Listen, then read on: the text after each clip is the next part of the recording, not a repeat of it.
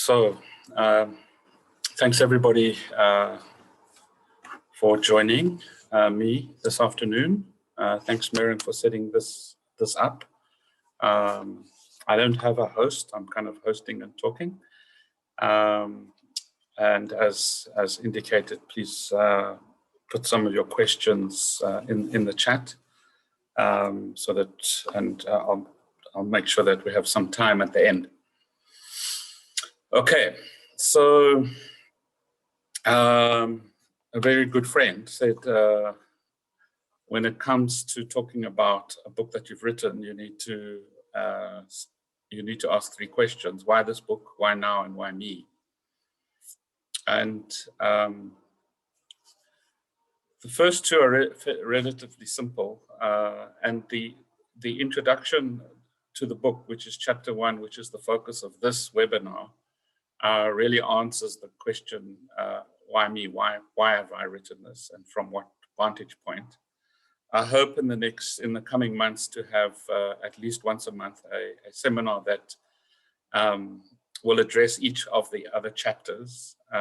Chapter 2 is quite a heavy-going social theory chapter, which I'll do in a couple of weeks' time.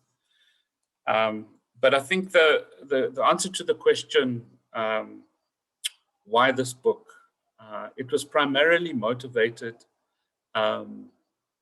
by a dissatisfaction with the fact that the large majority of books on sustainability over the last few decades has been written by people in the global north, and very few texts were published that kind of reflect an African perspective on the global challenges, and particular South African perspective. And I wrote most of this book in 1918 when I had a fellowship at Yale. And I was struck being there how Americans tell the American story as if it is a global story. And I thought to myself, well, maybe that's what we Africans need to be doing. We need to be telling the African and South African story as if it is a global story. And so that's really why I think this book is needed now. I think the book was written before the pandemic, and obviously the pandemic has highlighted the challenges that the world faces and has accelerated the green economy, energy transition narratives, and we see.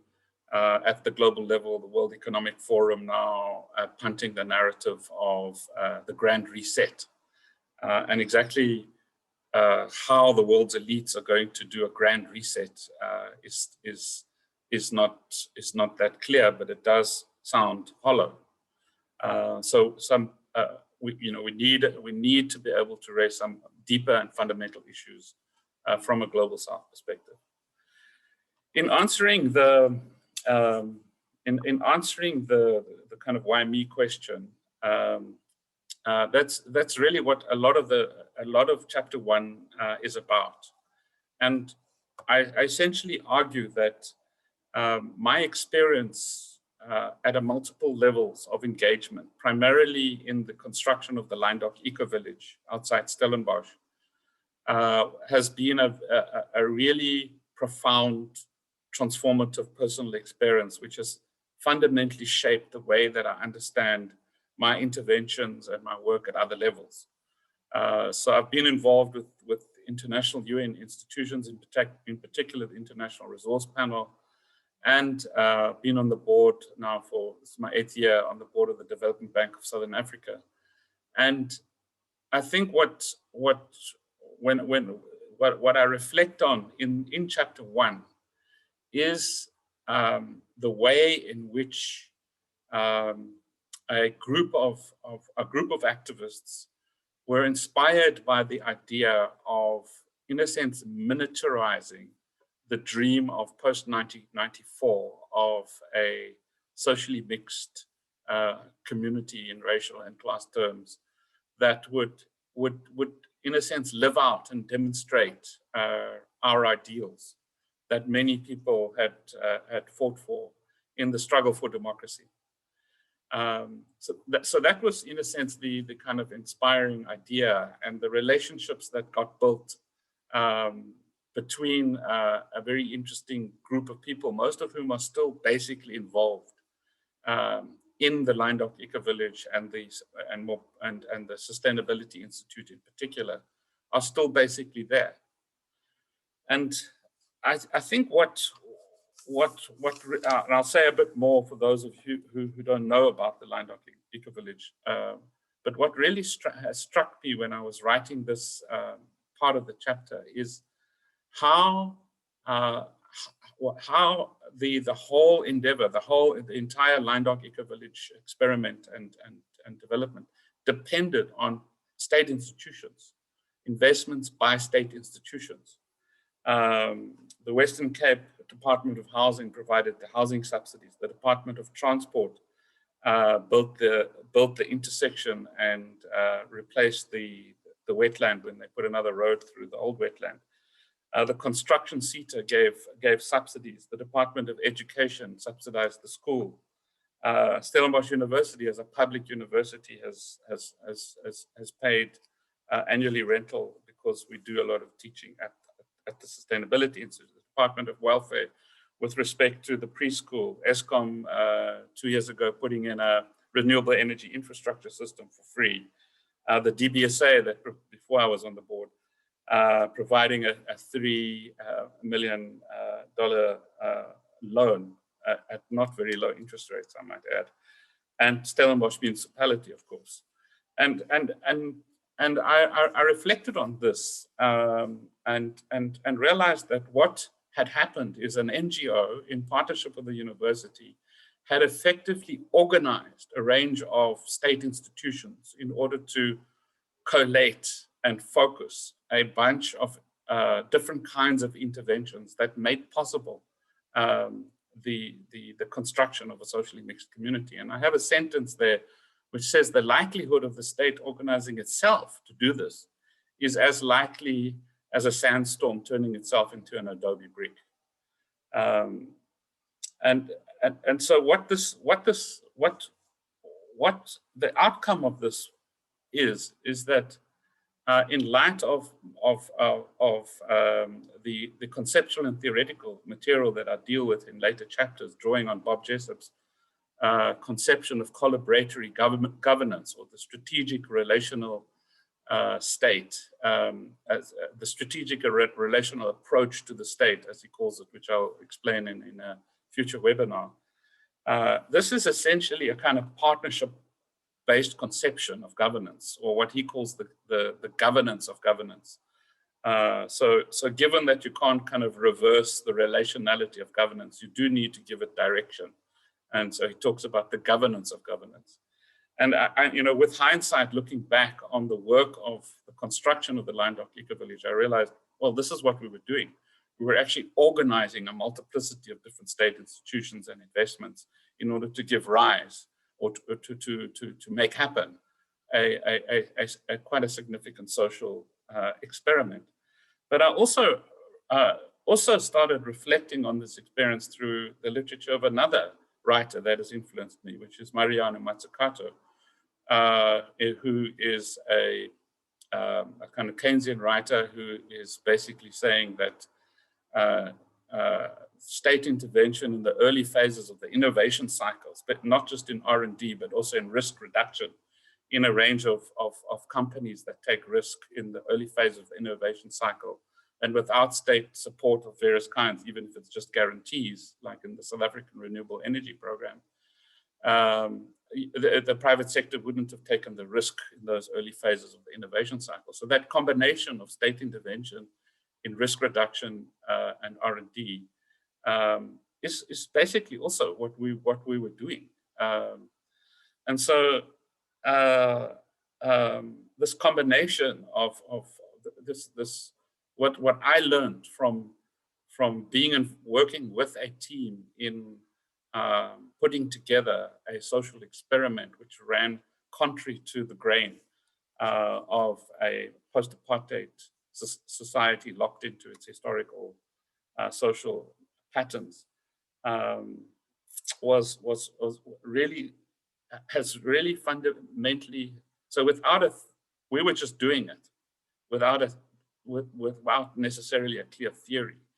But with hindsight, that experience has really fundamentally shaped the kind of social theory that I think that I now deploy and use and teach and write about in the book.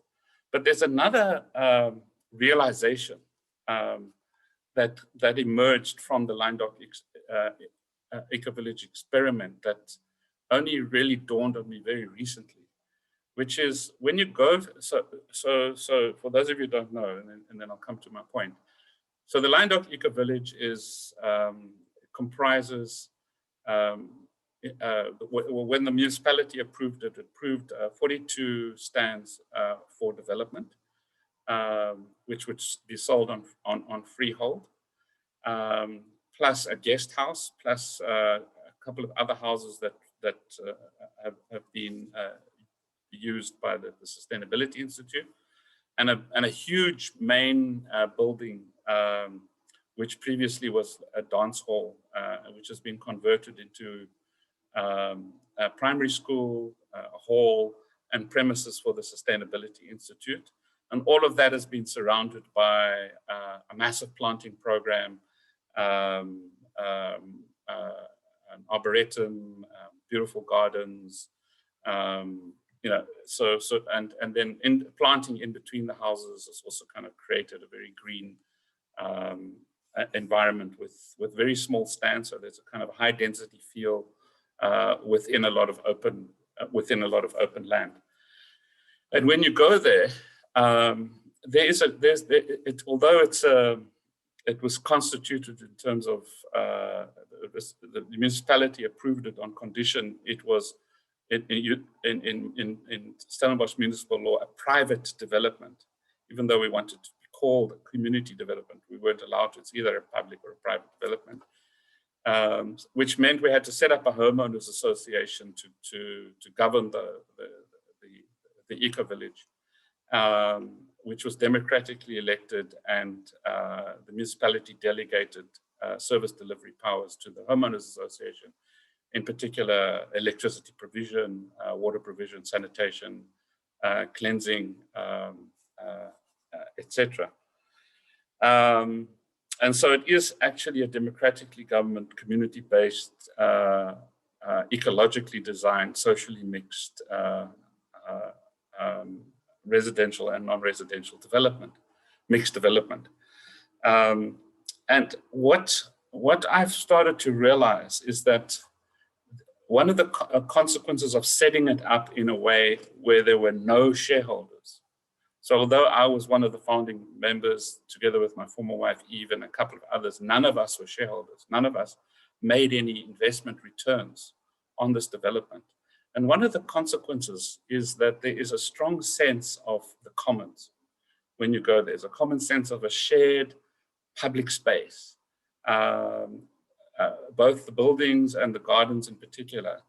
And I've started to also, influenced by the new literature on the commons and what it means to be a commoner, I've started to realize that actually what we were also doing is commoning. We were collaborating in the construction of a non-profit development which was not based on shareholders or powerful players extracting. And a lot of the investments were either zero interest or very low interest, except for the DBSA loan. So there was minimal extraction. And that has really given rise to a very particular field. And that's also influenced my thinking about the global dynamics of transition as I've become more and more interested in the commons as an alternative to state-centric or market-centric development. I think if I could just maybe move on from the Lyndok experience and say that what I also do, in addition to reflecting on the Lyndok experience, I then bring my own story as a white male into the picture, into the conversation. And I ask a question: what does a white male like myself do in a society which promised to address the causes of Black rage and indeed women's rage? And that promise is not delivered on. What does a white male do when you're embedded within a society where there is justifiable persistence of Black rage and women's rage in a society where rape culture has been normalized? What do I do with that? And what is my contribution, and how do I relate to that? And really, in the end, I suppose I come down to a crude choice, a very, very crude choice. Do you say, I'm different? Or do you say, I'm a racist? I'm a racist and I'm a misogynist. That's what I am. That's what I've been socialized into. And there may also be certain biological drivers, especially in the way in which men go through puberty, and without any initiation or guidance, that you're about to get smacked by a testosterone tsunami and everything, and you're going to be on drugs for a while, and everything is going to be sexualized, and nobody warns you, nobody helps you figure all of that out. So there may be, some, without getting into the whole nature-nurture debate, some kind of like how white males like myself take responsibility and say, well, yes, I'm not going to do a Donald Trump and say I'm the least racist person you're going to meet. I'm going to say I'm a racist, I'm a misogynist. That's what I'm constituted as in the society. But based on that awareness, I am going to act out a different life. And really that's what underpins the conversation. As I analyze the way in which this group of founders had a dream, built an alternative over 20 years in the midst of a racist society, misogynistic society that we effectively went up against. And I think it's in that context I started to ask myself, what motivates people to do that? What motivates me? And that really took me into an engagement with rage. An engagement with rage in the introduction to the book, which I described as, in a sense, part of my axiological point of departure. And there are two dimensions of this point of departure. The one is in response to the question, what does it mean to be human in the Anthropocene? And what mobilizes people to change? Those are like the two fundamental questions. To answer the first question, I put into conversation two threads. One was post-humanism, in particular the writing of Rosie Braidotti. And the second is the sub-Saharan African literature on African environmental ethics. And in particular, at the center of that, the notion of ukama, the Shona word for relatedness, not just to each other, but also to the environment and also to the past, present, and future via the ancestors. And I brought these post-humanism and Ukamian thinking into conversation with one another and arrived at the conclusion that both are talking about a shift, are talking about the relational self. For the sub-Saharan African writers, this was not a change. This was a resurrection of a long-established tradition that had been suppressed by colonial narratives and now was being more confidently articulated as the essence of what it means to be human in the world we live in, particularly the African world we live in. But the post-humanists are basically coming to the same conclusion. So For the post-humanists, the definition of what it meant to be human, capital H, really flows from the impact of Vitruvian Man. Da Vinci's Vitruvian Man, a white man, a perfect man, rational, alone. So everything else is othered. People of color are othered by the racialization of what it means to be human. Nature is othered by the naturalization of what it means to be human, and women are othered by the sexualization of what it means to be human. And out of that emerges the definition of what it means to be human, capital H, and humanism. And included in that, and this is where the Eucomian critique comes in, included in that is the notion that there's somehow an essence. We are ABC. And when you encounter somebody else that's not ABC, they are othered. And for the African writers, that's really the essence and the beginning of conflict. And so they don't like the word humanism. They prefer the word humanness. And the post-humanists are really drifting in the same direction. As a result of political ecology, the othering of nature breaks down as a result of post-colonial studies, with obviously Fanon playing a key role. You have the breakdown of the othering of people of color, and obviously feminism results in the breakdown of the othering of women, and the breakdown of Vitruvian Man, if you like, and the emergence of the relational self.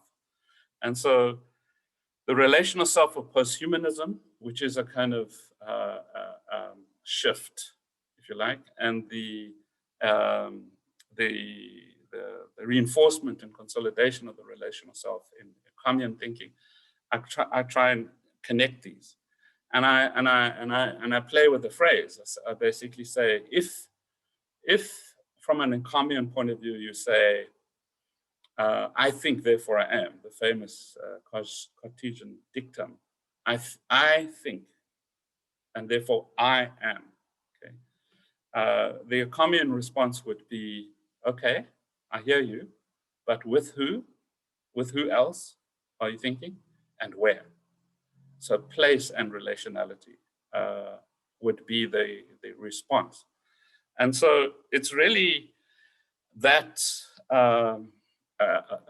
arriving at that point of a relational self within an African narrative, which Morovi, one of the key editors of a key document, of a key book of those writings, describes as the vindicationists, the writers who say the West is caught up with Africa, as validated, whether it's quantum physics or they don't actually engage with the post-humanist literature directly, but they're engaging with the emergence of relationality and complex thinking and so on and so forth. So the other part of the story is rage, and I thought about this really, really deeply because obviously rage is deeply mistrusted, especially in the South African context. Rage is seen as a threat. But rage, even in quite progressive texts like Mishra's Age of Anger and various other texts, rage is seen as a threat. Rage is seen as a threat because it's the ideology of the youth out of control. It's the ideology of middle-class white racists who are supporting populism. It's so it's all a whole pile of constituencies that people don't like. Are seen as enraged, and so rage doesn't have is not well liked. And within the environmental movement, especially if you're in like my world, where I spend a lot of time with eco villages and people who like eco villages, it's all about love. and how does that sit with rage? How do you? I mean, I remember I was at the Schumacher College once, and I was talking about rage, and people got very upset with me because you're not really even supposed to speak about it. So why rage? And I've been very influenced by a book by Sloterdijk called Rage and Time. And Sloterdijk wants to excavate why it is in Western culture that so much injustice is tolerated. And his conclusion is because of the taming of rage. And then he tries to trace how rage was tamed. How was rage tamed? Rage has been spiritualized through religion. It has been psychologized through therapy and blaming, potty training or something or whatever in your past for your rage. And now you have to kind of deal with it. Or pathologization of rage. And he said, this is what's tamed rage. And then he goes, well, was it always like this? And he goes back to Greek, to the Iliad, and the first line of the Iliad.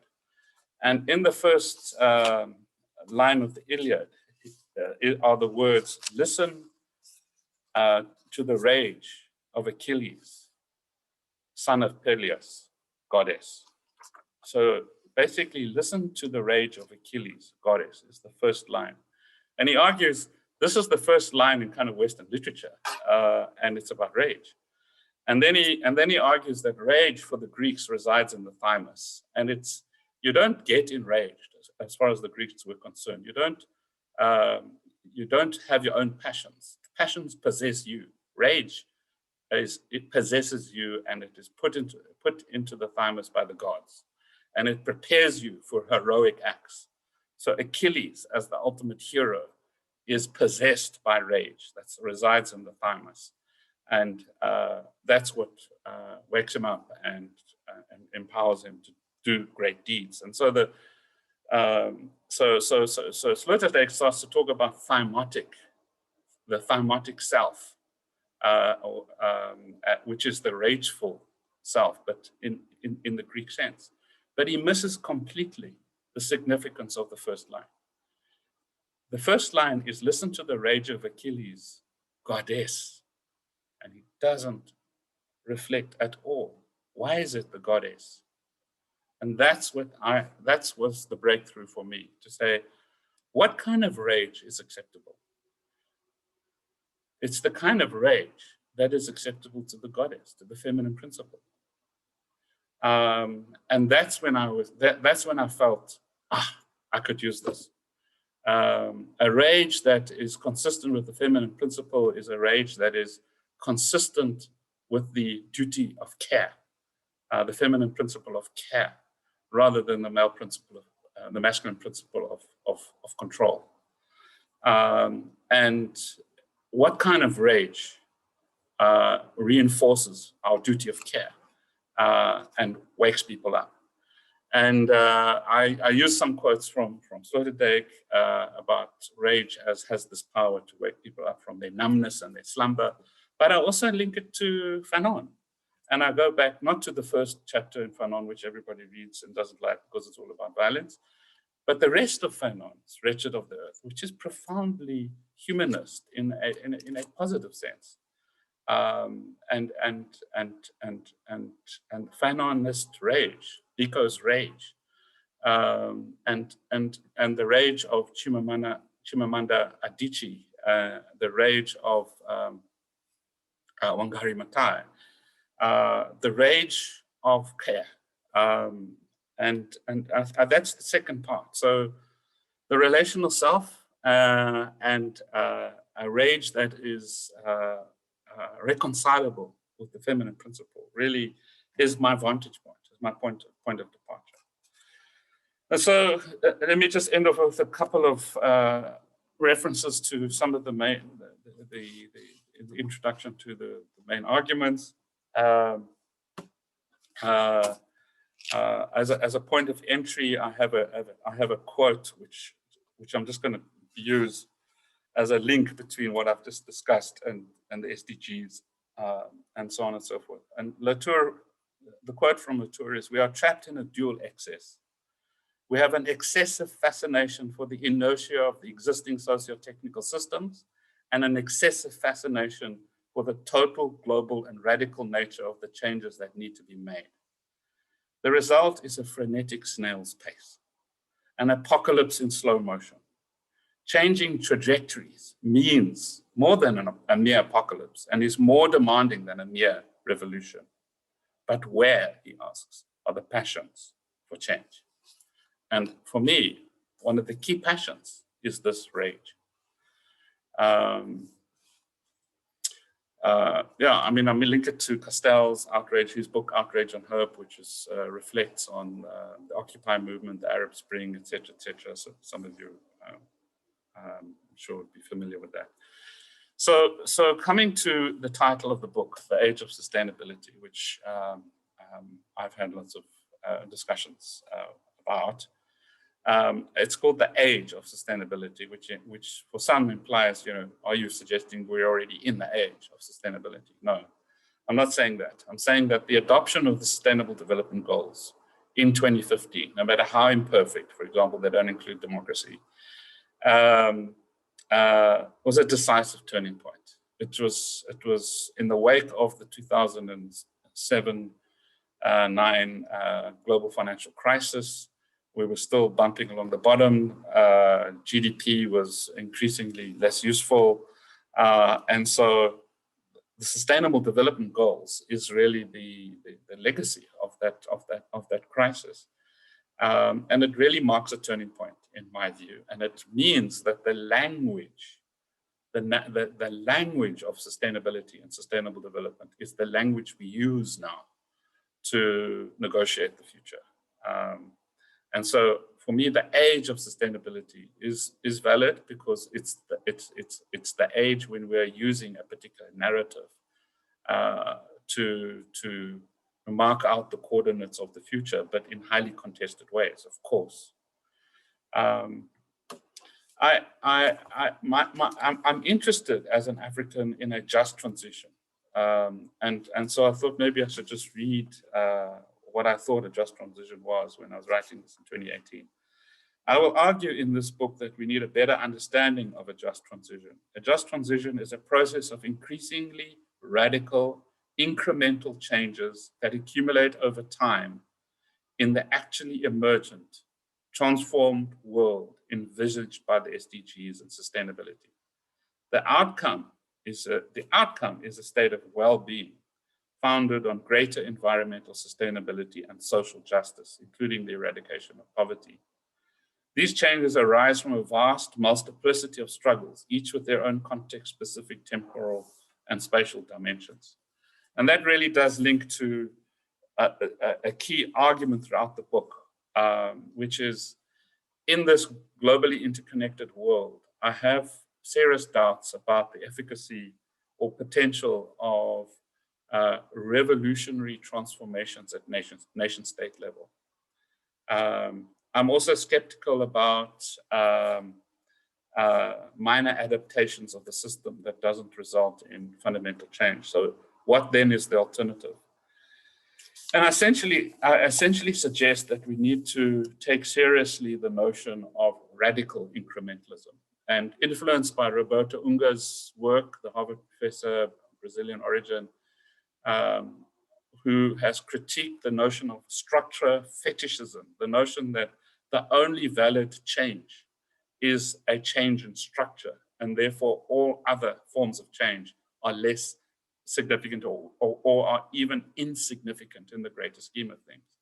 Structure fetishism, he argues, suppresses agency, suppresses the exuberance, suppresses the creativity, suppresses the real energy. Indeed, given my narrative, suppresses rage. Because you can wax lyrical about the fundamental contradictions of capitalism and not know what to do the next morning. And so what I'm interested in as one of the key arguments in the book, and I introduced that in the introduction, is the idea of radical incrementalism. The idea that a vast multiplicity of smaller changes, like the Lindokika village, matter. They matter. And if you are doing that, if you are involved in incrementalist change, your duty, if you are interested in fundamental transformation, is to link the vast multiplicity of smalls into the buildup of a wave of transformation that has the capacity to really demonstrate that there are alternatives. I do not believe that the sustainability transition is an alternative to collapse. I think we have to accept that collapse, not in a big collapse with a multiplicity of interlinked collapses, is going to happen. The transition is really about those who prepare in a multiplicity of different ways, not just eco-villages, in many different ways, for the alternatives, and need to start figuring them out now. During the struggle for democracy, we used to call it prefigurative democracy in places in the Eastern Cape, for example, which were taking over the governance of themselves prior to the beginning of the transition during the state of emergency. So we called it prefigurative democracy, or people's power. This is not that different. It's in the commons narrative, it's called post-capitalism, which is distinguished from anti-capitalism. Post-capitalism is prefigurative in the sense it's about building the commons in the present and institutionalizing non-state and non-market alternatives without excluding the state and the market, to create new forms of production and consumption within the bowels of the old. And I think that conception of radical incrementalism has got a lot of legs, and I think deserves greater attention. So I think I'm going to stop there, and hopefully there's a whole bunch of comments and questions that could challenge these ideas or take them further. So let me stop there.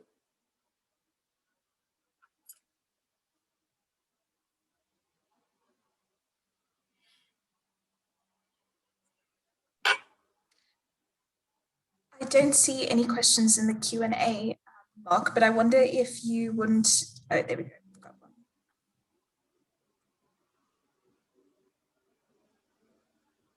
Sorry, Mary? So we've got one question that says, do you think that rage is always gender specific? And can you give an example of female rage? This is from Paula Green.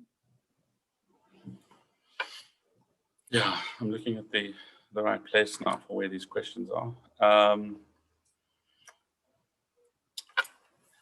Sure, Paula. I don't think rage is gender specific. I don't think I've ever thought that. I think the way I've been thinking about rage is the rage that possesses us all. I suppose maybe your question is focusing on the kind of rage, my reference to the point that rage that is reconciled with the feminine principle. Okay, yeah, that's probably what you're saying. So let me put it this way. The thought pattern was this. People don't like rage. People don't like talking about rage. People don't think rage is a positive force. And so how do I get around that? What kind of rage is positive?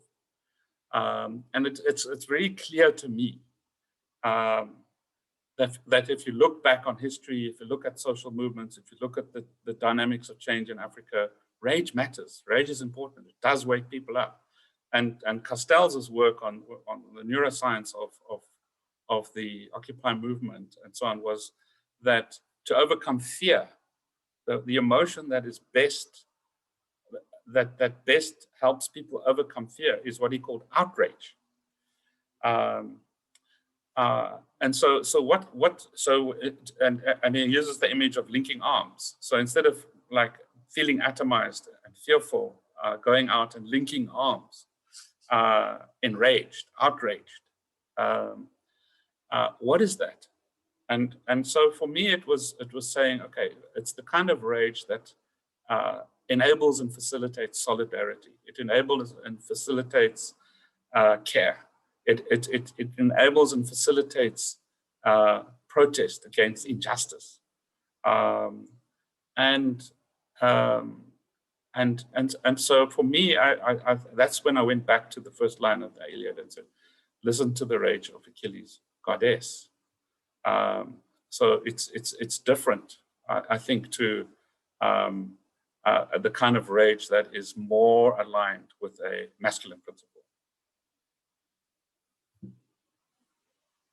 So what role, there's a question here, what role do you think privilege can play in pushing back against rage, especially in South Africa, such as MLK's discussion of the white moderate who prefers an unjust peace? Wow. So, I mean, this goes back to the kind of personal, our own personal vulnerability, looking around as a white male and seeing that the causes of Black rage and women's rage are not being addressed.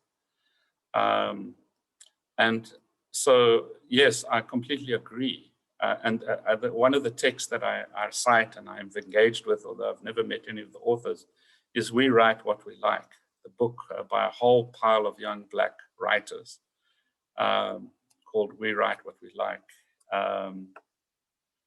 And there's a frequent reference to this white moderate kind of putting out the flames of rage by quoting Mandela's commitment to reconciliation. And it's unfortunate that the kind of narrative of reconciliation has been used to defang the rage that is needed for people to rise up. So I think as privileged white people, we need to feel the rage. I think it's as simple as that. We need to feel the rage and not fight on behalf of other people. But the system has destroyed our humanity as well. It's that privilege is a completely immoral, hollowed out, distorted privilege.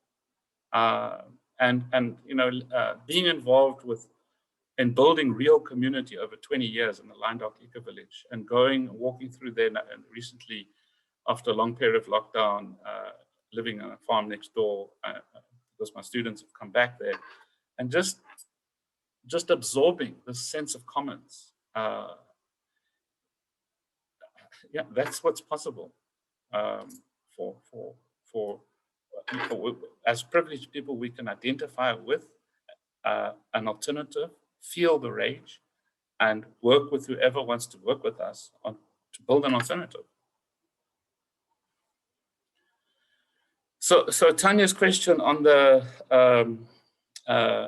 post-capitalist innovations. Yeah, Tanya and I have had a lot of discussions about this because we worked together on a report on the future of the oceans, where we recommended the institutionalization of a commons. So the ocean is our biggest and most significant commons. The high seas are ungoverned. So it's an obvious commons. And it would have been a very 20th century thing to do, to say, well, let's set up a new authority for the ungoverned commons. Instead, what we recommended was building on the kind of 21st century peer-to-peer commons infrastructures made possible by information and communication technologies. That's what we recommended. And basically, just to give a couple of examples, I mean, Wikipedia is the most well-cited one. It has a core infrastructure. There's a group of full-time people. There's a massive pool of volunteers, all of whom are contributing to the build-up of an extraordinary knowledge commons. And then all of us then draw down on that knowledge commons. And hopefully we contribute some money and make a donation in order to keep the commons, the people who are supporting the commons, alive. Mozilla Fox, Apache servers. There's an Italian motherboard company, I can't remember. There's a whole bunch of people who do shared code, open source coding, the makerspaces in Africa, setting up these workshops with shared machinery and gadgets and stuff like that, where people can come. Instead of having to buy their own machinery, they come in and they use basically a commons infrastructure to kind of make the gadgets, to do the orders, from whoever's ordering components from them. There are commons being constructed using blockchain. So essentially what the commons are, so we all are actually in a commons, but they are extractive capitalist commons like Airbnb, Facebook, etc. So the issue is, how do we build non-extractive commons platform using the same technologies? And one of the battles is that the corporations that control these systems are using our data to modify our behavior, whereas the alternative is going to have to be information and technology systems that are non-extractive, but also are not deploying the data in a way to shape our behavior. So there's many examples, thousands, tens of thousands of all sorts of examples, globally, at local levels, at makerspace levels, at code levels. You know, it's a remarkable movement. And if you're interested in it, I would recommend you read the Commons Manifesto by Bowens and somebody else. And he comes out of the P2P Foundation in Europe. So Nicola's question, has my conceptualization of just transition? No, I don't think so. My conception of a just transition tries to reconcile the environmental sustainability and social justice within a process conception of change. And I think the only thing that might have changed is a much deeper understanding, partly as a result of the work I did with Tanya on the Ocean Report, of the commons, the institutionalization of actually existing commons in the production and consumption spheres. But that narrative is much better developed in the European context than it is in Africa. Unfortunately, in Africa, where we basically have all the kind of relational wherewithal to actually build commons institutions, the intellectuals haven't engaged with the commons literature, which is unfortunate. So Corin's question, that's the beauty of the commons literature. It is not posited as in dualist terms as an alternative to statism or as an alternative to marketism. It's basically based on the notion that we have to start small in building these commons institutions, commons-based or P2P, peer-to-peer modes of production and consumption that will slowly grow and expand over time. And just as the state set up a regulatory framework for capitalist relations of production, gradually the state is also going to have to slowly be influenced through new coalitions, political coalitions, etc., to start putting in place the kinds of regulatory arrangements that are conducive for building P2P modes of production and consumption. And Bowens kind of waxes lyrical about how, you know, the capitalist financial system is 500 years old. It's emerged over a very, very, very long period of time, and the joint stock company was a critical turning point in making that possible. Or its mature version possible. And then he argues that the information and communication technology revolution has put in place for us a set of instruments that make it possible to collaborate as if we're in a small group, but on a global scale. And that's never been possible before. And so that's the tool that actually makes it possible to now take this further. Let me scroll down. Jennifer.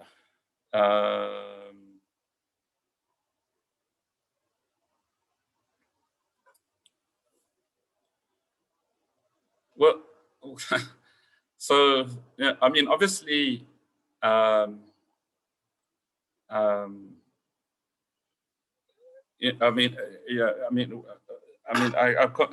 underpinning your question is an assumption that we still live in a deeply patriarchal and misogynistic society, which is just another way of saying that the feminine principle, which exists in us all to different degrees, is suppressed, is weakened, and part of the transformation of society has to be to counteract that. In one of the chapters in the book, I write about the authoritarian populist resistance to the sustainability transition, which merges with toxic masculinity, so resurgent toxic masculinity. For example, in the Proud Boys movement that led the insurrection in Capitol, U.S. Capitol, instigated by Trump, the resurgent toxic masculinity is bad news for those of us who would much prefer a better balance.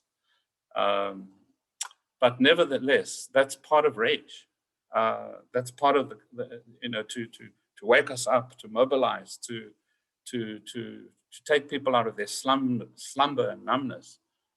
Rage is necessary, and I hate to say this, the Proud Boys understand that, but they're misdirecting it into a deeply, deeply destructive narrative.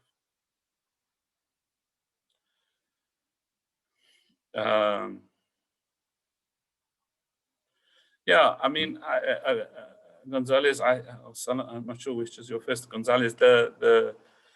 Yeah, I mean, I exactly that point, that there is it's delicate to speak of rage, you say, and so you speak of the capacity for indignation, for the courage to change, and the indignados in Spain. I hear that, but it's too much of a compromise, I think, for me. It's too much it's too accommodating of those who fear rage. And I think we should stop this defanging of rage. We should actually accept that rage is present. We need to talk about it. We need to. I try and get my students to kind of identify when they feel rage, where in their bodies they feel rage, and harness it. Not speaking about it, I think, it doesn't make it go away. But you're in Mexico, and it's you're as violent as we are, so it would be good to compare notes and understand the sensitivities in your context. I'm really talking in my own context. So there's a question from Mkateko. Do you think South Africans are using sustainability to negotiate our future, mainly on considering the concept of renewable energy? I think our politicians are using using the language of sustainability, yes, but that doesn't mean that they are seriously committed to a sustainable future. So just because you use the language of sustainability doesn't mean that's what you really mean. So the president in the State of the Nation address talked about climate change, but he's also implicated in an agreement with the Chinese premier to build a 2,500 megawatt coal-fired power station, plus a whole bunch of heavy industrial factories in Messina, in the Messina Mercado district, in an area with virgin bushveld and which is ideal for agriculture, which can create more jobs than the SEZ. So you can talk climate change through one corner of your mouth, and then the other corner of your mouth, you can build coal-fired power stations. That doesn't work. But he did talk about net zero, Eskom's commitment to net zero. The CEO of Eskom is talking about net zero. The CEO of Eskom is also talking about the future of Eskom is renewables. You can't build new coal-fired power stations because nobody's going to give you the money for it except the Chinese. And so, in South Africa, we don't have much option. If you read the Presidential Economic Advisory Council report called Briefing Notes on the Economic Crisis, of course, exact title, it has a line there which says the transition to renewable energy is no longer a choice, it's mandatory. And half the cabinet sit in that council. So what we have to do is take narratives like that and say, okay, this is what you're saying in your own economic advisory report. Now, make it happen. Where's the money? Where's the investment? Where's the fifth round? Where's the bid window for the fifth round? Why is it so small? Why refer to coal when you say in your speech 11.8 gigawatts needed, and it includes coal? No one's going to build coal in South Africa.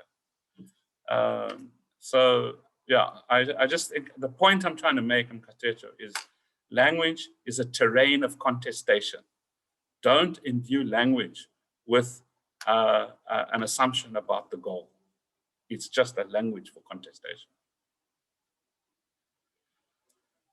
John, my old friend John Bennington, how can we apply and test these ideas in practice in countries like South Sudan, where rage is externalized and acted in bipolar fighting and division, where collaborative relational prefigurative work risks being at the end of a billet? Yep. Well, that's where you work, and you know how dangerous it is. What I would ask is, to what extent has there been space for people to talk about their rage? And if you look at the 30-year civil war in Sudan, and you look at the cost in lives, you know, a good friend of mine, Matsilo Motse, has done kind of healing work in these kinds of environments. You know, to what extent have we facilitated and created the space for the kind of healing where people can talk about their real pain and hurt, and surface and redirect rage in a positive direction? It's there. It's there whether we like it or not. If you don't talk about it, it's still there. And I'm you know, there's a civil war erupting in northern Mozambique at the moment. 1.5 million people are in need, according to the FAO, and 30,000 people have been displaced. And there's an indigenous homegrown Islamic movement using violence to fight a gas extraction project with all the biggest powers that are in the world are trying to take the gas out of the coral reefs. And when you think of a situation like that, where the rage caused by relocations is translating into an Islamic insurrection, which has now been militarized with Russian mercenaries and South African mercenaries adding fuel to the fire, you know what the next part of the story is: mass suffering by Africans. And we normalize that. We have normalized the mass suffering of Africans. And we just somehow think, well, the rage goes somewhere, but we don't know where. It's not talked about. And I think that is seriously problematic.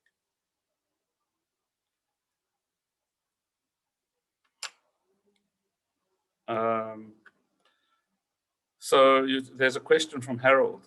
I haven't reached chapter 7 of the book yet. Makes me wonder, does the book give any guidance on how, and in particular on the individual mission? Yeah, I do talk about the how. I talk about the Lyndark Eco Village. I talk about 27 case studies of eco-cultural communities in chapter 6. I talk about the renewable energy revolution, which began with the cooperatives in Germany and Denmark. The origin of the renewable energy technologies we now depend on were developed by the hippies in the cooperatives of Germany and Denmark in the 90s. And then now that is licensed by German companies to Chinese manufacturers, and we buy all of that equipment from them. So there are concrete examples all around the world of how to set up alternative structures. I go into quite a bit of detail in the common stuff. I look at, I critique equilibrium economics and say we need non-equilibrium models in order to, computerized general equilibrium models are like pacemakers in the beating heart of economies around the world. Those pacemakers have to be taken out. If you don't do that, nothing changes. And so who's developing these non-equilibrium economic climate models? There are very few people. One of the places that I'm working with is the Center for Environmental Justice in Georgetown, headed up by Gael Giraud. They're building one of the first of these models, but we're building these models now. And while the World Economic Forum talks about the grand reset, a grand reset with the old pacemakers, that's not going to work. So that's very practical. All right, so it's 5+5. Question from one last question. What level of rage do you perceive against the corruption of post-colonial apartheid elites, and does this militate against a just transition? There's not enough rage. I